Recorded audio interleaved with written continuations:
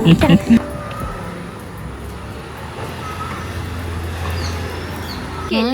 කොහොමද ඔයාලට? ඉතින් එදා සැප්තැම්බර් මාසේ පළවෙනිදා සඳුදා දවසක්. එදා තමයි මං අපේ පපාට කෑම දෙන්න පටන් ගත්ත දවස. ඉතින් මම මේ පපාට හම්බුණ තෑගවල මේ වෙලාවේ යූස් කරන්න පුළුවන් මොනවද කියලා තෝරන ගම.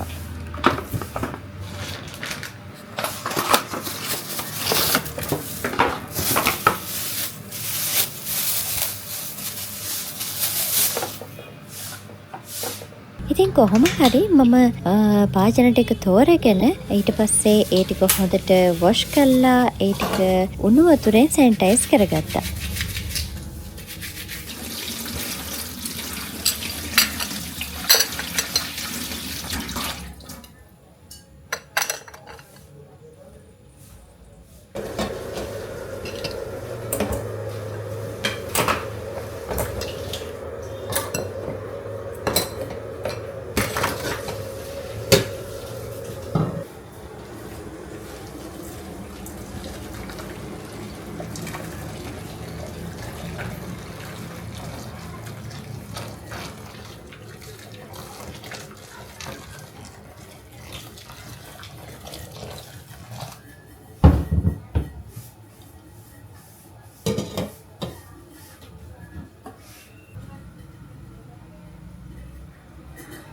එදා මම බබාට මුලින්ම දුන්නේ කැරට්.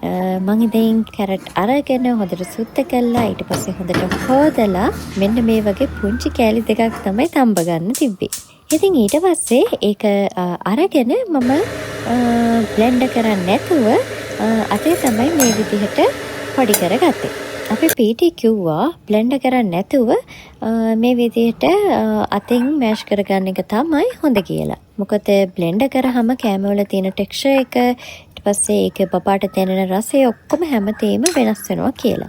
ඉතින් ඒ හින්දා තමයි මේ විදිහට අතින් මෑෂ් කරගන්න කියලා කිව්වේ. ඉතින් කොහොම හරි පීටි කිව්වා බබාට එළවලුයි පළතුරු වලිනුයි කෑම දෙන්න පටන් ගන්න කියලා. ඒ වෙලාවෙත් කිව්වා එළවලු ಜಾති උදේට දෙන්න පළතුරු එයාගේ හවස වේලට දෙන්න කියලා. එතකොට එයාට එළවලු අඳුන්වලා දෙනකොට එක එළවලුක් දවස් 3ක් යනකම්ම දෙන්න කියලා කිව්වා. ඊට පස්සේ පළතුරු නම් හවසට දුන්නට කමක් නැහැ. ඒක ඇලර්ජි වෙනවා ගොඩක් දුරට අඩු හින්දා හවසට පළතුරු ගානේ හඳුන්වලා දෙන්න කිව්වා. උදේට දෙන එළවලු එකම જાතියක් දවස් 3ක් යනකම් දෙන්න කියලා කිව්වා. ඊට පස්සේ දවස් 3කින් ආයි අලුතෙන් එළවලු අඳුන්වලා දෙන්න කියලා කිව්වා. ඉතින් ඒ විදිහට කළා තමයි එයාට හැම එළවලු જાතියක්ම හැම පළතුරු જાතියක්ම ක්‍රමයෙන් අඳුන්වලා දෙන්න කියලා කිව්වේ.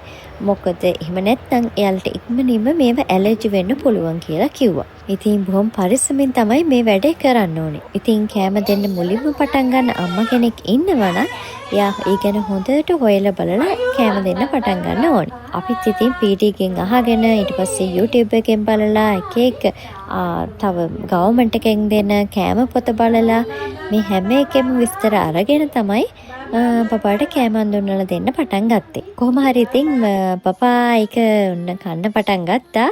එයා ඉතින් සෙල්ලම් කර බොහොම අමාරුවෙන් තමයි කවා ගත්තේ.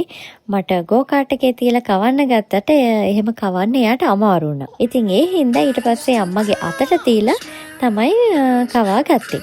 හැබැයි කොහොම කරත් එයාලව ගෝකාට් එකේ වගේ නිදි කරවල කවනවට වඩා කරන්න ඕනේ හොඳම දේ තමයි එයාව කෙලින් ඉඳවලා කවන එක.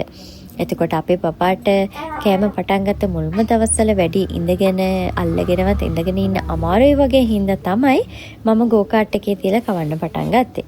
හැබැයි ඒ වුණාට ටික දවසක් යනකොට එයා ඊට පස්සේ ඉඳගෙන කන්න පුරුදු වෙනවා. ඉතින් එතකම් මං අම්මගේ අතට තියලා තමයි එයාට කවන්න පුරුදු කරන්න පටන් ගත්තේ. ඉතින් කොහොම හරි එයාගේ කෑම පටන් ගන්න ජර්නි එකත් ස්ටාර්ට් වෙලා තියෙන්නේ.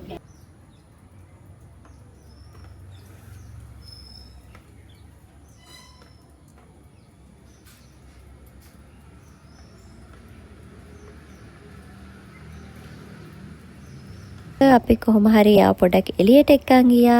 ඉතින් ආයෙත් සුපුරුදු පරිදි යා එක්කන් ගියේ බීච් එකට තමයි. හැබැයි ඉතින් හවස 5-6 වුණත් එදා හොඳටම අවුව තිබ්බා. ඉතින් මේ යාවේ දෙනින් බීච් එකට ගිහිල්ලා එයාට පොඩ්ඩක් බලන් ඉන්න තියන් ඉන්න බැරි වුණා. ආයෙ අනිත් පැත්තට එක්කන් ආවා. ඉතින් ඔහොම තමයි. එයාට පරිසරයේ විඳින්න එක්කන් යන එක තමයි මට කරන්න තියෙන ලොකුම ජොබ් එක.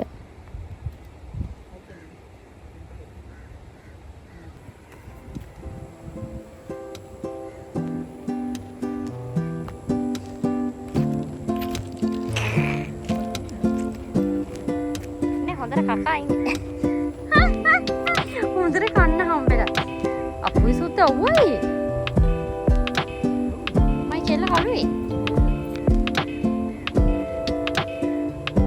අඩේ පහටත් අවුද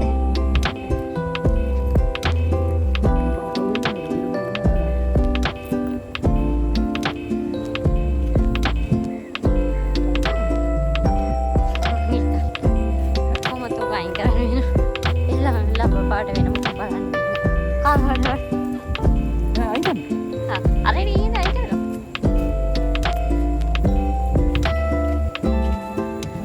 මෙන්න මෙයා මේකට. මෙන්න මෙයා. නේ 탁해 මන් කියනයි. දෙත තානවා. දෙත තානවා. නියම් සිත් තානවා.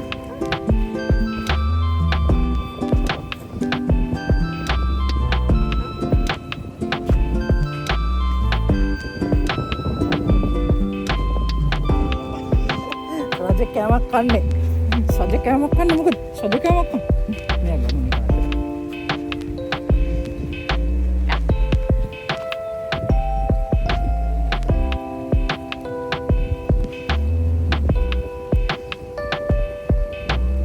මට සිවි අවුව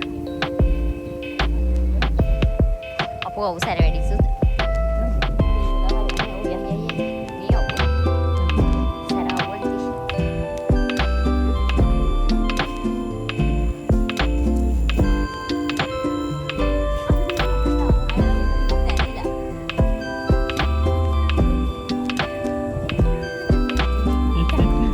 පිටුද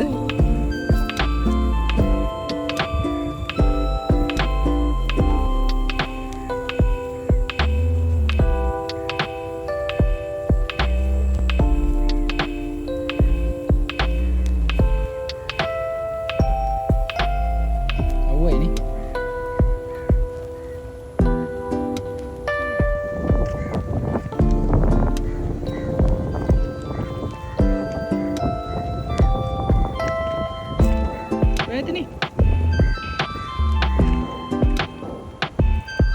Buatin, buat.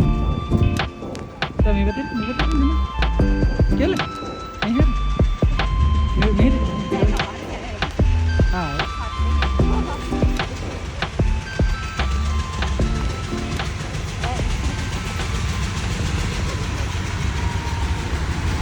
මේක දැනගන්න ඕනේ බබාගේ ඇඳුම් ලෑස්ති කරලා බබා මේ කරන්න දැනගන්න මේ බබා කවදාවත් හොඳට ලෑස්ති කරගන්න බෑ නිදිනවා හැම වෙලෙම ඊට අපි වැරදි මේ කොහොමද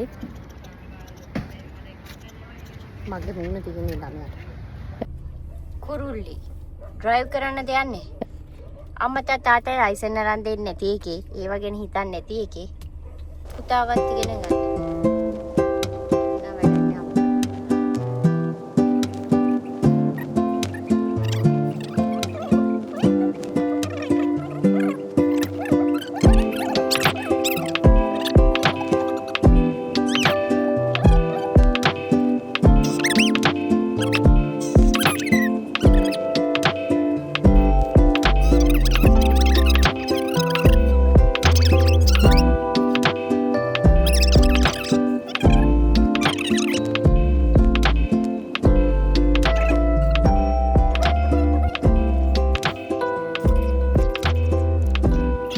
ඉතින් ඔන්න ඔහොමයි අද අපේ දවසේ ඉවර වුණේ. ඉතින් එහෙනම් ආයෙත් හම්බ වෙනකන් හැමෝටම සුබ දවසක්.